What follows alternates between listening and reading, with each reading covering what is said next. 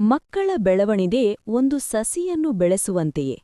ಸರಿಯಾದ ಮಣ್ಣು, ನೀರು ಮತ್ತು ಕಾಳಜಿಯಿದ್ದಾಗ ಮಾತ್ರ ಸಸಿ ಚೆನ್ನಾಗಿ ಬೆಳೆಯುತ್ತದೆ. ಅದೇ ರೀತಿ ಮಕ್ಕಳ ಬೆಳವಣಿಗೆಯಲ್ಲೂ ದೇಹ, ಮನಸ್ಸು, ಬುದ್ಧಿ ಮತ್ತು ಮೌಲ್ಯಗಳ ಸಮತೋಲನ ಬಹಳ ಮುಖ್ಯ.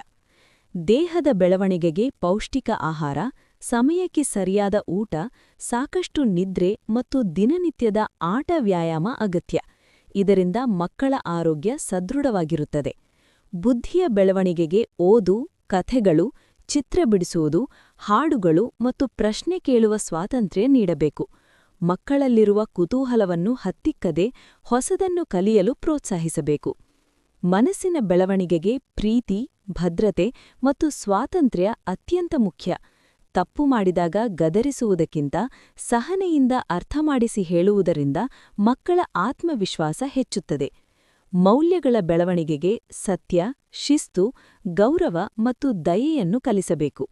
ಹಿರಿಯರಿಗೆ ಗೌರವ, ಕಿರಿಯರಿಗೆ ಪ್ರೀತಿ ಮತ್ತು ಇತರರೊಂದಿಗೆ ಹಂಚಿಕೊಳ್ಳುವ ಗುಣ ಮಕ್ಕಳ ವ್ಯಕ್ತಿತ್ವವನ್ನು ರೂಪಿಸುತ್ತದೆ.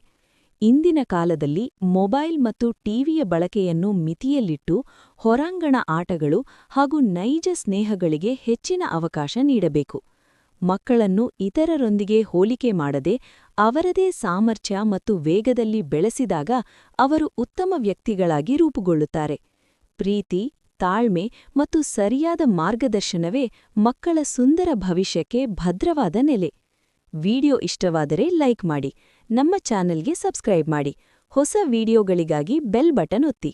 ನಿಮ್ಮ ಸ್ನೇಹಿತರೊಂದಿಗೆ ಶೇರ್ ಮಾಡೋದನ್ನು ಮರಿಬೇಡಿ.